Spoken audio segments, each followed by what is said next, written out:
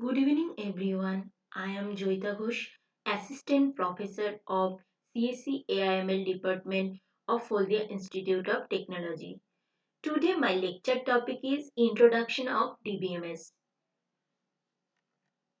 My lecture content जो चीज़ है वो है पहला है recap of DBMS, उसके बाद drawback of using file system to store data, next schemas and instances, level of abstraction.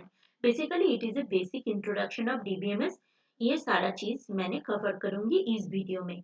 बाकी नेक्स्ट हम लोग नेक्स्ट वीडियो में देखेंगे next part. First of all, what is DBMS? पहला बात, डीबीएमएस डेटाबेस मैनेजमेंट सिस्टम जब हम लोग पढ़ते हैं, पहला दो टर्म हम लोगों को पढ़ना मतलब जानना चाहिए. पहला टर्म क्या है? पहला टर्म है डेटा.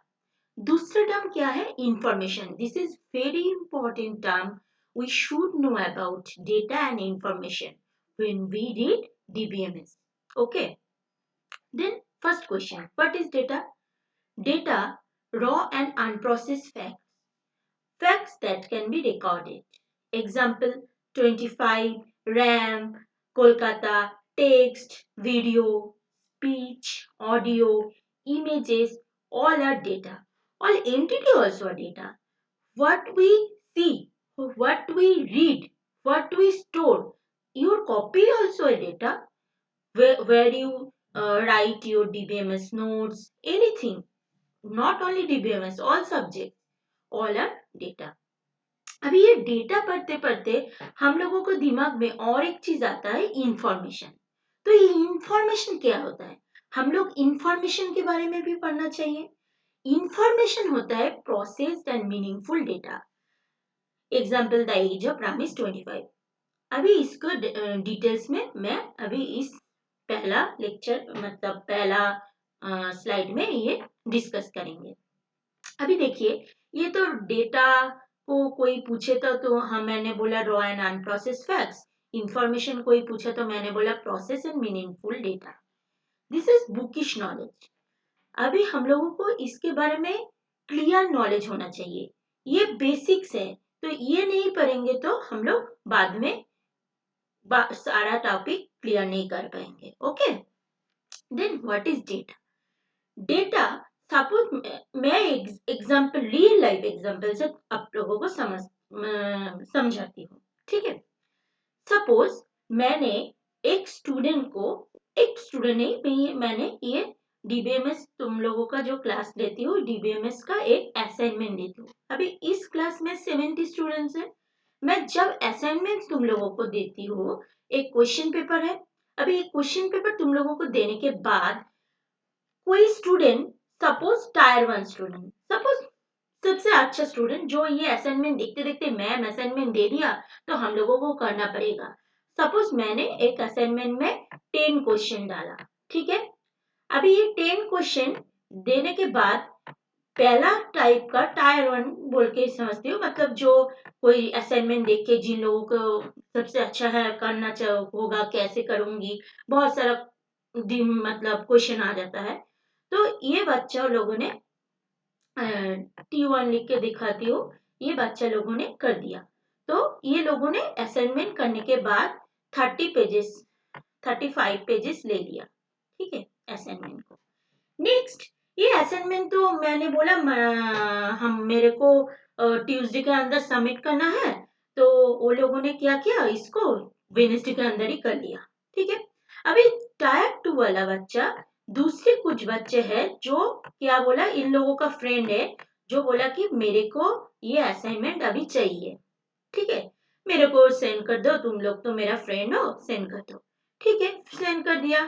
तो ये 35 असाइनमेंट को ये लोग क्या किया, 25 पेजेस के अंदर कवर कर लिया. अभी ये देखो धीरे धीरे कैसा पेजेस नंबर कम रही. ऐसे तो होता है, हम लोग भी असाइनमेंट ऐसे ही करते थे, मतलब हम लोग सारा बीटेक का स्टूडेंट है.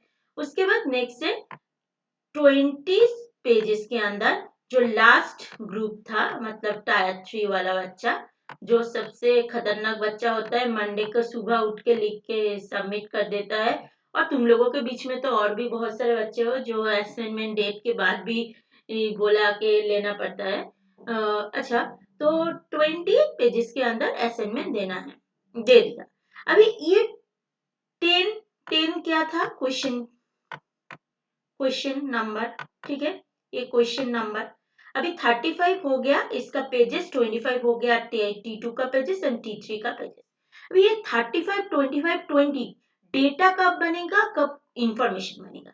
अभी ये 35 T1 के लिए ए डेटा कौन सा है, ये 10 क्वेश्चन। और क्या क्या हो सकते हैं, नॉट ओनली 10 क्वेश्चन, और वो जो बुक से, जो गूगल करके, जिधर जिधर से वो कलेक्ट करें। कलेक्ट करने के बाद ये 35 हो गया अभी इसके लिए इंफॉर्मेशन, ठीक है। ये T1 के लिए ये है इंफॉर्मेशन और ये है डेटा। अभी ये तो हो गया इसके लिए। अभी T2 के लिए ये 25 हो गया, बोलो इंफॉर्मेशन, एंड 35 हो गया डेटा। एंड T3 के लिए ऑल्सो 25 डेटा 20 इंफॉर्मेशन। अभी आई थिंक समझ में आ गया। और एक एग्जांपल लेती हूँ। सपोज मैंने बोला 21, जैसे इधर ही लिखा है 25। ये 25 क्या है, एक नंबर है। कोई पूछे तो ये एक जस्ट एक न्यूमेरिकल डेटा नंबर है। अभी मैंने किसी को पूछा तुम्हारा एज कितना है, what is your age, then she replying she or he replying the age of or my age is 25। अभी ये 25 मेरे लिए क्या हो गया, इंफॉर्मेशन। 25 मेरे लिए क्या हो गया, इंफॉर्मेशन। और ये 25 मेरे लिए पहला क्या था, डेटा। नॉर्मली कोई डेटा जिससे मुझे कुछ समझ में नहीं आ रहा है, बट ये नॉर्मली एक डेटा है। और जब ये मीनिंगफुल हो गया, ये हो गया इंफॉर्मेशन। अभी I think data and database fully clear. और भी बहुत सारे कुछ हो सकते हैं, जैसा हम लोग बाद में और बोलते हैं, ठीक है। अभी देखते हैं next, database. Next term is database. Database क्या है, database is a collection of data, collection of similar type of data. Collection of similar type of data means, suppose मेरे पास एक डेटाबेस है, student database. Here I am storing only student data, not any other data. Student data means student का नाम, roll number, anything. Suppose it is a college. Here so many types of data is to be there, like student data, faculty data. अभी मैं student data के अंदर कोई faculty के data store नहीं करूंगी। हाँ, ये हो सकता है ये स्टूडेंट इस बैच का ये क्लास ए ले, ये फैकल्टी ले रही है, ये हो सकता है। बट मैंने क्या करूंगी, एक स्टूडेंट डेटाबेस के अंदर एक स्टूडेंट का ही डेटा ऐड करूंगी। सिमिलर टाइप ऑफ डेटा हो गया ना, तो ये हो गया डेटाबेस। नेक्स्ट आता है अभी ये full term database management system. Actually database management system क्या होता है, database management system is a set of program to store, retrieve the data. A database management system, database is a collection of interrelated data and set of program to access those data. Okay. Example of जैसे मैंने बोला ये student database, ये student database को मेरे को अभी handle करना है। ये हैंडल करने के लिए, ये मैनेज करने के लिए, ये स्टोर करने के लिए, ये रिट्रीव करने के लिए मुझे कुछ सॉफ्टवेयर और कुछ टूल्स के जरूरत है। ये कौन सी टूल्स का लेके मैंने हेल्प ले सकती हूँ। जैसा डीबीएमएस, एक्चुअल में तो क्या बोला, DBMS is a software which is used to manage database. Example is MySQL, Oracle, etc. is the popular DBMS in different platform we use for manage those data and store the data and retrieve the data. Okay, I think now data, information, database and database management system is clear. Okay, next slide. Next slide is drawback of using file system to store data. Okay. अच्छा, अभी पहला बात है drawbacks क्या है। अभी देखो हम लोग तो ये डेटाबेस मैनेजमेंट सिस्टम कर रहे थे, तो ये डेटाबेस मैनेजमेंट सिस्टम करने का क्या जरूरत है। तो पहले भी तो, मतलब पहले क्यों, ये वेस में भी तो एक फाइल सिस्टम होता है जो हम लोगों का डेटा स्टोर करने के लिए स्टोर कर सकते हैं। अभी एक्सेल हो गया, एक्सेल में भी हम लोग डेटा स्टोर कर सकते हैं। तो हम लोग क्यों डेटाबेस मैनेजमेंट सिस्टम ही लेके आए, क्यों लेके आए? तो इसके लिए रीजन है, जरूर रीजन है। पहला रीजन क्या है? डेटा रिडंडेंसी एंड इनकॉन्सिस्टेंसी, जो ड्रॉबैक्स है data redundancy and inconsistency in file system. अभी ये डेटा रिडंडेंसी क्या है? Multiple file formats, duplication of information in different files, difficulty in accessing data, need to write a new program to carry out each new task. अभी देखो, पहला redundancy. Redundancy क्या होता है? मल्टीपल फाइल में suppose तुम कोई डेटा स्टोर कर रहे हो, अभी एक डेटा इस फाइल में भी है, एक डेटा दूसरे फाइल में भी है। अभी क्या हो रहा है? सेम डेटा डिफरेंट फाइल्स में है। अभी क्या हो रहा है? जब तुम कोई चेंजेस करने जाओगे तब ये दिक्कत आ जाएगा। तो ये है रिडंडेंसी। ओके, हाँ। नेक्स्ट है इनकॉन्सिस्टेंसी। इनकॉन्सिस्टेंसी क्या है? Same things, different multiple files, same data, different values. Multiple files, same data, different values. Okay. Also difficulty in accessing data, obviously difficulty in accessing data होगा ही होगा। And duplication of information in different files, duplication भी होगा क्योंकि same different data इस में भी है, same data दूसरे में भी है, तो डुप्लीकेशन होगा ही। Need to write new program to carry out each new task. Okay, next है data isolation, multiple files and formats. Okay, हाँ। Next integrity problems. Integrity problems क्या है? इंटीग्रिटी प्रॉब्लम्स है integrity constraints. Integrity constraint example जैसा मैंने लिखा इधर, account balance greater than 0। अभी इसको ही थोड़ा इलाबोरेट कर देती हूँ। सपोज हाँ, मेरे पास 100 रुपीज है। अभी ये 100 रुपीज को मैं किसी ने मेरे से पैसा मांगा, तो मैंने उसको 50 रुपीज दे दिया। फिर से किसी ने मांगा, 50 रुपीज दे दिया। अभी मेरे पास 0 है, मैं किसी को और दे पाऊंगी? नहीं दे पाऊंगी, क्योंकि मेरे अकाउंट में 100 रुपीज ही थे। तो इसीलिए क्या होता है? कांस्टेंट मतलब एक रूल्स और एक फिक्स था जो तुम लोग सेट कर दिए हो। जैसे अकाउंट बैलेंस ग्रेटर देन 0 होना चाहिए। अभी ये भी हो सकता है कोई बैंक में तुम गए हो, उस बैंक का रूल से तुम्हारा 1000 रुपीज का लोअर बैलेंस हो जाएगा, तो तुम्हारा 100 रुपीज डिडक्ट हो जाएगा ऑटोमेटिकली। ये हो सकता है। अभी और भी बहुत सारी चीज हो सकता है integrity constant. Okay, next in program code rather than being state speciality and how to add new constraint to change existing ones. Okay, I think it is clear. Next, atomicity of updates. Atomicity of updates क्या होता है? Atomicity of updates होता है failures में leave database in an inconsistent state with partial updates carried out. Example, transfer of funds from one account to another should either complete or not happen at all. मतलब क्या है? Suppose तुम कोई transaction कर रहे हो एक अकाउंट से दूसरे अकाउंट में, ऐसा कोई स्टेट में नहीं जा सकता कि इस स्टेट में अभी ये तुम्हारा सेंडर से चला गया बट रिसीवर के पास नहीं गया, बीच में अटक चुकी है। ऐसा सिचुएशन कभी भी क्रिएट नहीं हो सकता है, ठीक है। Next, concurrent access of multiple user. Concurrent access needed for performance. Uncontrolled concentrate access can lead to inconsistent. Example: two people, two people reducing a balance say 100 and updating by withdrawing money say 50 each all the same time. Security problem: how to provide user access to some but not all data. Database system offers solution to all the above problems. Next, next, this slide is very important. This is level of abstraction. Okay. First of all, level of abstraction क्या होता है? A database system, like any other system, is conceptualized in terms of three levels. Okay, three levels of abstraction. At the lowest level or the physical level, and उसके ऊपर है logical level, and the topmost level is view level.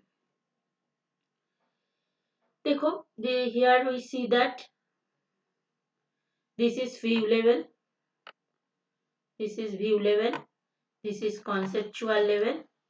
अभी हम लोग एक एक level को करेंगे. ये फिजिकल लेवल. अभी फिजिकल लेवल में क्या होता है?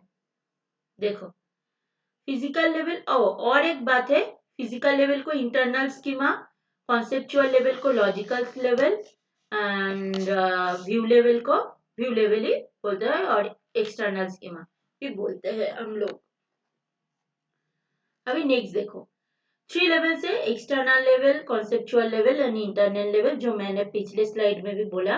External level is view level and different views from different user. ये बाद में मैं हर एक लेवल को अच्छे से पढ़ाऊंगी. Conceptual level is called logical level and internal level is physical level.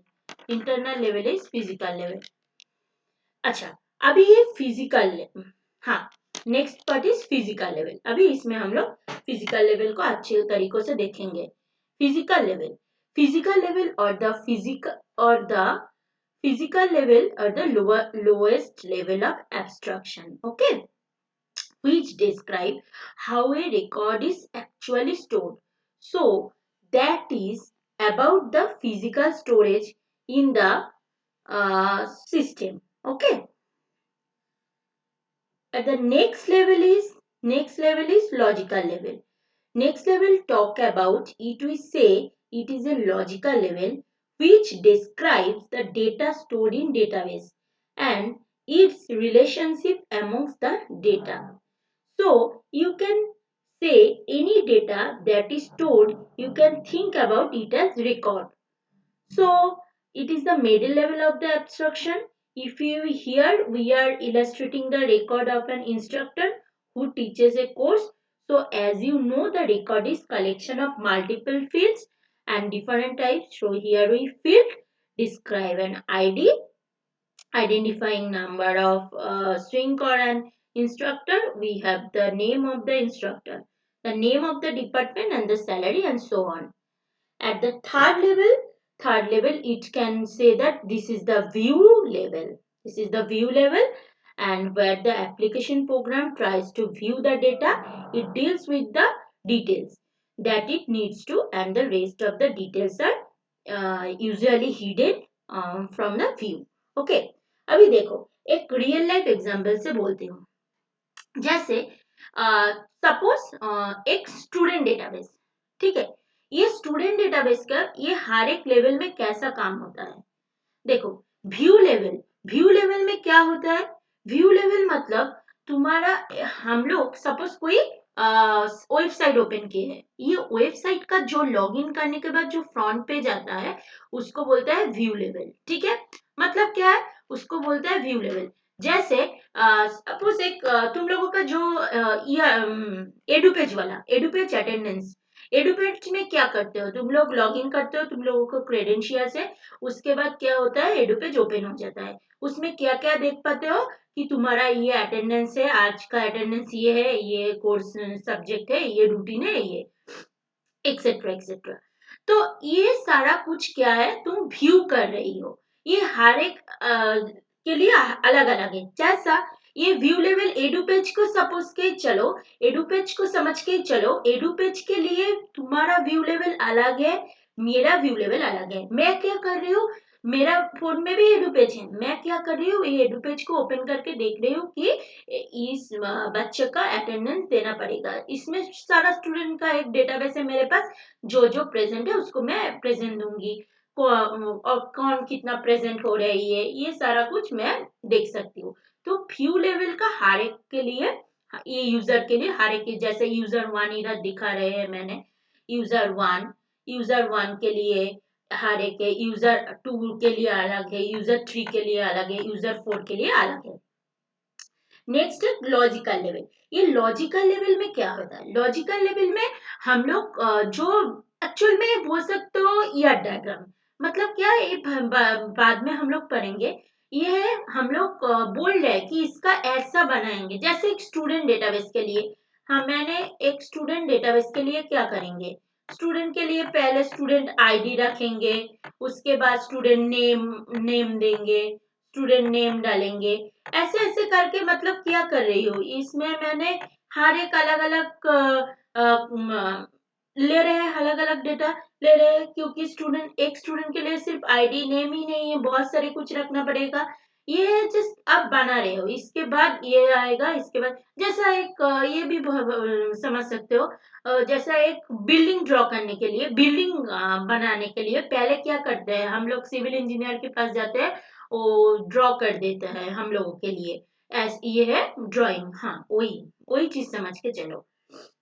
और फिजिकल लेवल क्या है, इंटरनल लेवल, जो हम लोग नहीं देख पाते हैं, अंदर का जो काम बाकी सारा जो करना पड़ता है वही है फिजिकल लेवल। एंड नेक्स्ट है डेटाबेस। मेन डेटाबेस से ये कलेक्ट करता है, तब पहले डेटाबेस से ये हम लोग मतलब पूरा काम कर लेते हैं, उसके बाद हर एक मतलब हम लोग ये देख पाते हैं एक एक लेवल को। ठीक है। Describe what data is stored and relational among them, and describe how data is actually stored and in the database. Physical level में एक्चुअल में how data is to be stored, ये हम लोग पढ़ते हैं। How data is to be stored, कैसे अभी ये डेटा को स्टोर, जैसे मैंने आईडी नेम ऐसा तो बना लिया, अभी ये डेटा को मैंने कैसे स्टोर कर सकते हो, ये इंटरनल लेवल है। इसमें जो मतलब अभी कैसे, ये तो मैं बना लिया, बिल्डिंग को तो मैं ड्रॉ कर लिया, अभी ये ड्राइंग से मैंने कैसे एक बारी मतलब एक घर को खड़ा कर सकती हूँ, ये बात ही है। समझ में आ गया? अभी नेक्स्ट है, अच्छा, ये एक यूनिवर्सिटी का एग्जांपल लिए थे मैंने। व्यू लेवल क्या है, व्यू जैसे हम लोग देख रहे हैं, व्यू जैसे तुम्हारा क्या है, account holder, account name, amount. Manager के लिए देखो अलग व्यू है, व्यू टू, ये viewers two, and account name number and type. देखो ये व्यूअर के लिए अलग था। लॉजिकल लेवल में account number, account name, amount, number. अभी ये देखो, ये कैसे अकाउंट नंबर कितना होगा, कितना मतलब ये डेटा टाइप कितना जाएगा, ये हर एक एक अलग अलग डेटा टाइप है, ये कौन सी डेटा टाइप यूज करेगा। अकाउंट नाम में कैरेक्टर यूज कर रहे हैं, अकाउंट नेम कैरेक्टर होगा, अमाउंट क्या होगा, न्यूमेरिक होगा। तो ये अलग अलग और उसके बाद ये है जो ये क्या, हाउ टू स्टोर, अभी ये कैसे स्टोर कर सकते हैं, वही है फिजिकल इंटरनेट। हाँ, अभी आता है ये स्कीमास। ये स्कीमास टर्म हम लोग बहुत सुने सुने हैं, और सुनेंगे बाद में भी, ये डीबीएमएस का लेक्चर में भी। What is schema? Schema and instances are similar type of variables in programming language. Actual means similar two types and variable in programming language. The schema is in very simple term. Say, if we talk about first a logical schema, it is a way a certain data needs to be organized. Actually, it is a plan of organizing data. Schema is nothing but a physical data. Physically talk about what is the plan to organize the data. Actually, में how to organize the data. Example जैसे मैंने दिया course student schema. ये course schema में क्या क्या है, course ID, course name, department. अभी ये स्टूडेंट में क्या क्या है, student ID, student name, course ID. ये अलग अलग एक एक स्कीमा है। जैसा कोर्स एक स्कीमा हो गया, स्टूडेंट एक स्कीमा हो गया। Basically it is overall design of a database is called schema. Overall design of a database, how to overall design कर सकते हैं हम लोग, कैसे स्टोर करेंगे, ये सब कुछ ही है। इसका थ्री टाइप्स होता है, एक है फिजिकल लॉजिकल स्कीमा एंड दूसरा है सब स्कीमा। फिजिकल स्कीमा क्या होता है, the overall physical schema of the database. Physical schema is how you are actually organizing the information in the database, the wiring of the files. It describes database design, the physical level, that is physical structure of the database. how the data stored in blocks of storage in describes at this level. Next is logical schema. It describes database design at logical level, that is logical structure of the database. Programs and database administrators work at this level. And next, and another is subschema. It is not more important. Physical schema and logical schema is important. Next is instances. The data stored in database and particular movement of this term is called instances. Example is like actual में instances क्या होता है? Instances ये two days मतलब particular moment में, in this moment what is the data date of time is called instance of database. मतलब the data stored in the database at particular moment. Okay. Suppose ये example लिया, जैसा एक table में अभी 100 records है, अभी 100 रिकॉर्ड्स के बाद मैं 1 घंटे के अंदर going to add another 100 records. अभी इसके लिए इंस्टेंट 200 हो गया, अभी नेक्स्ट मैंने और 100 दिया, 300 हो गया। ये है instances. Okay, then thank you. Okay, thank you everyone.